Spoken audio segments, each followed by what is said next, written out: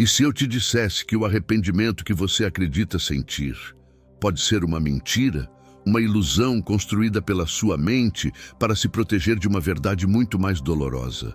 Todos nós conhecemos essa sensação. O peso no estômago, a reprise mental de um erro, o desejo de voltar no tempo. Nós o chamamos de arrependimento, acreditando ser o primeiro passo para a redenção. Mas essa crença comum é a base de uma das maiores armadilhas psicológicas que existem. Uma que nos mantém presos nos mesmos ciclos de comportamento, nos mesmos padrões de erro, enquanto nos parabenizamos por um falso remorso. Estamos confundindo a sombra com o objeto, o eco com a voz, e essa confusão tem um custo devastador para nosso crescimento e para os relacionamentos que mais valorizamos. O problema reside na nossa cultura de soluções rápidas e sentimentos superficiais. Vivemos em um mundo que exige um pedido de desculpas imediato, um eu errei público, para que possamos todos seguir em frente o mais rápido possível. O arrependimento se tornou uma performance, uma moeda social que trocamos para restaurar nossa imagem. É fácil dizer as palavras, é fácil derramar uma lágrima, mas esse teatro emocional raramente toca a raiz do problema. É como colocar um curativo limpo sobre uma ferida profundamente infectada. Por fora, parece que o cuidado foi tomado, mas por baixo, a infecção continua a se espalhar, silenciosa e destrutiva. Esse arrependimento de fachada nos dá permissão para perdoar a nós mesmos sem nunca termos enfrentado de verdade a magnitude do nosso erro. Aqui, precisamos fazer uma distinção crucial, uma que a maioria de nós ignora: a diferença entre remorso e arrependimento genuíno. O remorso é egoísta. É a dor que sentimos pelas consequências que nossos atos trouxeram para nós mesmos. É o medo de ser julgado, a vergonha da exposição, a frustração por ter manchado nossa reputação. O remorso diz: eu me sinto péssimo por ter sido pego. O verdadeiro arrependimento, por outro lado, é empático. É a dor que sentimos pelo mal que causamos a outra pessoa. É uma angústia que não se concentra em nossa própria imagem, mas no impacto real de nossas ações no mundo e nos outros. Ele não busca alívio rápido, mas sim uma compreensão profunda da ferida que foi aberta. Um é a dor do ego, o outro a dor da alma. Então, por que nossa mente nos engana com essa imitação barata? Porque o arrependimento verdadeiro é aterrorizante. Ele exige uma honestidade brutal. Exige que desmontemos nossas defesas, que olhemos no espelho e admitamos não apenas que cometemos um erro, mas que existe algo em nós que permitiu que esse erro acontecesse. É um ato de completa vulnerabilidade. O falso arrependimento, ou o remorso, é um mecanismo de defesa brilhante. Ele nos oferece uma catarse emocional sem a necessidade de uma mudança fundamental. Ele nos permite manter a narrativa de que somos pessoas boas que fizeram algo ruim, em vez de enfrentar a possibilidade de que precisamos nos tornar pessoas melhores. É o caminho de menor resistência, uma rota de fuga psicológica que nos mantém confortavelmente estagnados. Como então podemos escapar dessa teia de auto-engano? Como podemos saber se o que sentimos é a dor transformadora da mudança ou apenas o eco vazio do nosso ego ferido? A resposta não está em gestos grandiosos ou declarações dramáticas. Ela se encontra em sinais sutis, quase invisíveis, que o arrependimento genuíno deixa em nossa psique e em nosso comportamento. São marcas que não podem ser falsificadas. E o primeiro sinal, a primeira prova de que você está no caminho certo, é algo que a maioria das pessoas passa a vida inteira evitando. Não é um pedido de desculpas, não é uma promessa de mudança. É algo muito mais fundamental, silencioso e, paradoxalmente, a coisa que mais tememos enfrentar quando percebemos que erramos de verdade. A ilusão é poderosa e o remorso, um mestre do disfarce. Mas há um sinal, um clarão inegável que distingue a verdadeira contrição da mera tristeza pelos resultados. Este é o primeiro indicador que a maioria das pessoas, presas na autossabotagem espiritual e no autoengano, simplesmente ignora. Ele não se manifesta em lágrimas fáceis ou promessas vazias, mas em uma ação concreta, uma mudança tangível que precede qualquer perdão ou restauração genuína. É a prova irrefutável de que a dor da consequência superou a sedução do erro e que a alma está finalmente pronta para ser moldada e transformada. Pense na história de Zaqueu, o cobrador de impostos. Ele não apenas sentiu remorso por suas extorsões, mas agiu. Declarou publicamente que devolveria 4 vezes o que havia roubado e daria metade de seus bens aos pobres. Este é o sinal, a restituição. Não é apenas pedir desculpas, mas buscar ativamente reparar o dano causado, mesmo que doa, mesmo que custe.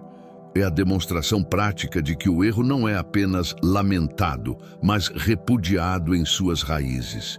É a vontade de desfazer, na medida do possível, as consequências negativas de nossas ações, assumindo a responsabilidade. Por que então este sinal é tão frequentemente negligenciado? A psicologia da autossabotagem espiritual nos mostra que a restituição exige humildade, sacrifício e a confrontação direta com a vergonha. É mais fácil lamentar em segredo, prometer uma mudança interna, do que enfrentar aqueles a quem prejudicamos, ou abrir mão de algo material ganho ilicitamente. A ausência da restituição é um mecanismo de defesa. Mantemos a ilusão de arrependimento sem pagar o preço real da transformação, perpetuando um ciclo vicioso de culpa e falsa paz. É um impedimento silencioso, mas letal para qualquer cura verdadeira. Você já parou para pensar se o seu arrependimento realmente incluiu um passo de restituição? Será que existe algo que você precisa devolver, reparar ou confessar a alguém para que a sua mudança seja completa?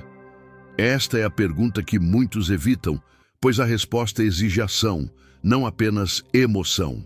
Se você sente que este vídeo está tocando em algo profundo, talvez seja a hora de compartilhar sua perspectiva nos comentários.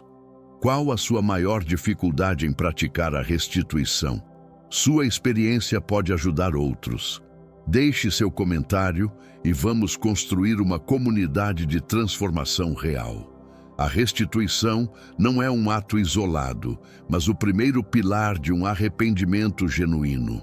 Sem ela, o castelo de cartas do nosso eu arrependido desmorona ao menor vento. É a porta de entrada para a liberdade, um atestado de que levamos a sério a nossa transformação. Mas prepare-se, porque se a restituição exige coragem, o segundo sinal é ainda mais desafiador. Ele não lida com o que você fez, mas com quem você se tornou.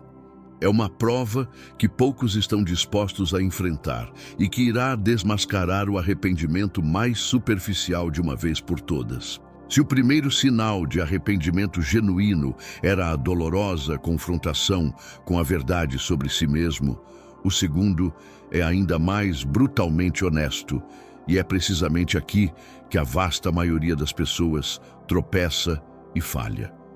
Não se trata apenas de reconhecer o erro, mas de uma ação radical que poucos estão dispostos a empreender.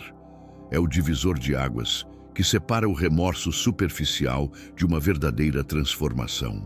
Este sinal exige não apenas uma mudança de mente, mas uma reorientação completa do seu ser, uma entrega que desafia cada fibra de sua autossuficiência e orgulho. Sem ele, qualquer promessa de mudança se dissolve como fumaça, deixando apenas a amarga repetição dos mesmos erros. Este segundo sinal é a restituição. Não a restituição simbólica ou mental, mas a restituição prática, tangível e muitas vezes humilhante. Significa ir além do sinto muito e reparar ativamente o dano causado, seja financeiro, emocional ou relacional. É a coragem de voltar atrás, enfrentar quem foi prejudicado e, com humildade, tentar desfazer o mal, ou ao menos mitigar suas consequências. Para muitos, a simples ideia é insuportável. Exige engolir o orgulho, admitir a falha e sacrificar recursos, tempo ou reputação para tentar corrigir o desfeito. Por que é tão difícil abraçar este passo? A resposta reside nas profundezas do ego humano. Ignorar a restituição não é apenas uma omissão, é uma rejeição ativa da cura. As consequências de pular este estágio são devastadoras, tanto no plano espiritual quanto no pessoal. Espiritualmente, a culpa não resolvida se torna uma âncora invisível, impedindo qualquer avanço real na fé. É como tentar construir uma casa sobre areia movediça, com as fundações comprometidas por aquilo que você se recusou a consertar.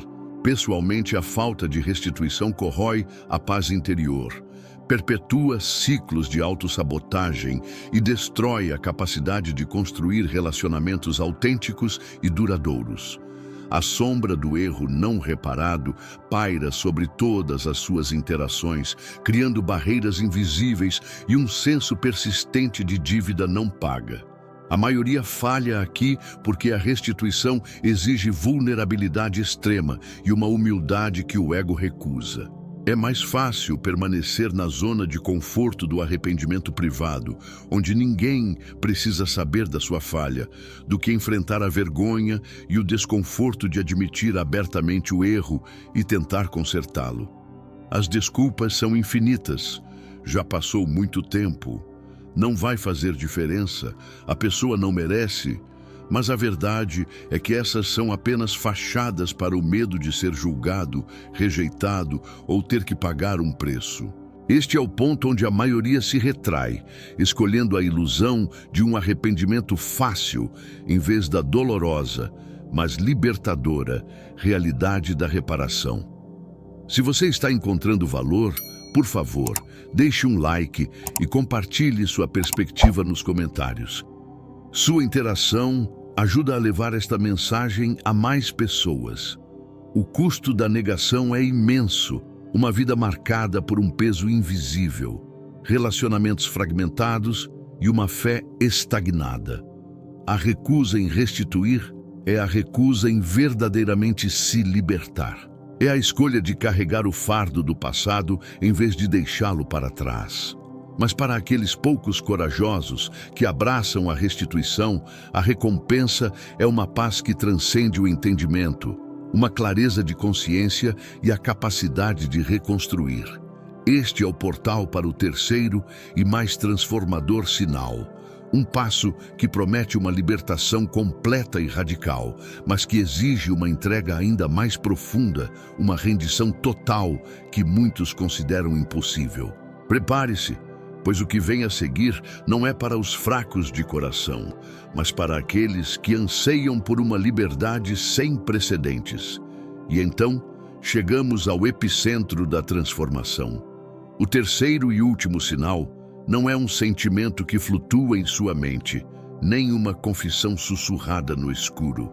É uma força, uma ação que ecoa no mundo físico, a prova irrefutável de que a mudança interna transbordou para a realidade externa. Este é o passo que a maioria teme, pois exige mais do que lágrimas. Exige coragem. É o ponto de ruptura onde o arrependimento deixa de ser uma ideia e se torna um legado. A verdadeira questão não é se você sente remorso, mas se o seu remorso tem mãos, se ele tem pés, se ele é capaz de se mover para reconstruir aquilo que foi quebrado. Este sinal devastador e libertador é a busca ativa pela reparação. É o princípio de Zaqueu, que ao encontrar a verdadeira graça, não apenas se arrependeu de sua extorsão, mas se levantou e declarou que devolveria 4 vezes mais a todos que havia defraudado. Entenda a profundidade disso. Ele não estava tentando comprar o perdão. O perdão já lhe havia sido oferecido gratuitamente. Sua ação era a consequência inevitável de um coração verdadeiramente transformado. A reparação não é uma barganha com Deus, é a celebração da sua obra em nós. É o ato de alinhar nossas ações terrenas com a nova identidade celestial que recebemos, mostrando ao mundo que nossa fé não é apenas uma crença, mas uma força que reordena a própria matéria da nossa vida. Aqui, os dois sinais anteriores encontram seu propósito final. A dor aguda do reconhecimento, o primeiro sinal, se torna o combustível. A confissão humilhante, o segundo sinal, aponta a direção. Mas é a reparação que efetivamente vira a chave na ignição. Sem este ato de justiça restauradora, a dor e a confissão podem se tornar um ciclo vicioso de culpa e autocomiseração, uma prisão espiritual disfarçada de piedade. A reparação quebra este ciclo para sempre. Ela é a declaração final de que você não está mais em guerra com seu passado, mas está usando as ruínas dele para construir um novo futuro, um testemunho visível de que a graça não apenas perdoa, mas também restaura. O caminho para essa libertação não exige gestos grandiosos ou impossíveis. Ele exige um coração disposto e um primeiro passo. Talvez seja escrever uma carta que você adiou por anos. Talvez seja devolver algo que não lhe pertence. Talvez seja simplesmente oferecer um pedido de desculpas sem justificativas, olhando nos olhos da pessoa que você feriu e assumindo total responsabilidade. Cada ato de reparação, por menor que pareça, é um terremoto no mundo espiritual. É a sua fé ganhando corpo, deixando o plano das ideias e se tornando uma força tangível que move suas mãos e seus pés. É aqui que o peso esmagador da culpa é finalmente trocado pela leveza de uma consciência limpa e íntegra. Portanto, este é o momento da verdade. O arrependimento genuíno, como vimos, não é um evento único, mas um processo de 3 dobras: a dor que te quebra, a confissão que te humilha e a reparação que te liberta. Este processo não é um ponto final, é um portal. Um portal para uma vida onde seu passado não é mais uma sentença de prisão, mas o testemunho poderoso de uma redenção real e contínua. A escolha que define seu futuro não é se você vai cair, pois todos nós caímos. A escolha é se você vai usar a força da graça não apenas para se levantar, mas para ajudar a consertar o que foi quebrado em sua queda. A sua nova vida não está esperando por um sentimento perfeito. Ela está esperando pela sua próxima ação.